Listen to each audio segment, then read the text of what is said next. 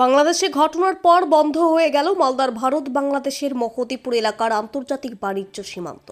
এমনকি বাংলাদেশের অস্থির পরিস্থিতির তৈরি হওয়ার পরেও ওপারের পানামা স্থলবন্দরে আটকে রয়েছে প্রায় 150 জন ভারতীয় লরি চালক এবং খালাসি।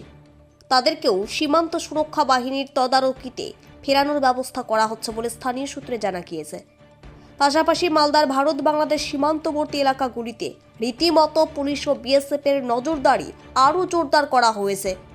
তবে ওপার বাংলা থেকে সীমান্ত দিয়ে যাতে বৈধভাবে নাগরিকেরা সুষ্ঠুভাবে ভারতে ফিরতে পারেন তার জন্য বিশেষ ব্যবস্থা করেছে কেন্দ্র সরকারের বিভিন্ন দপ্তরগুলি।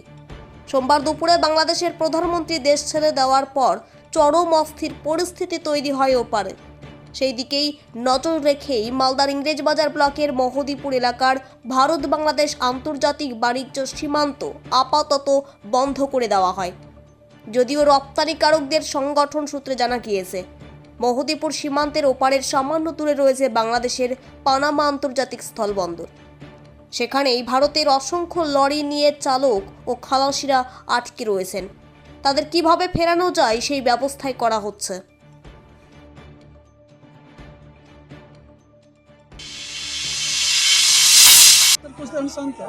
সরকার পদক্ষেপ দিয়েছে, এটাতে আপনারা খুশি? খুশি আমরা। কেন এটাতে খুশি কেন?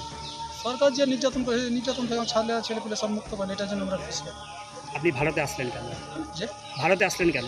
আমি ওই ডাক্তারের কাছে চিকিৎসা দেবো। কোথায় যাবেন ডাক্তার? আমি মালদা যাবো, শুভজিৎ রায়ের কাছে।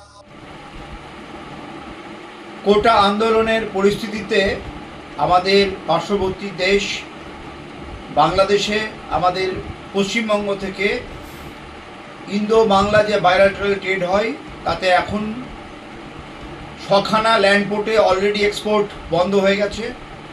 সকালবেলা আমাদের মহদীপুর, হিলি এবং গজাডাঙ্গা সীমান্ত দিয়ে কিছু পচনশীল পণ্য, ফল সবজি রপ্তানি হলেও এখন রপ্তানি বন্ধ হয়ে গিয়েছে।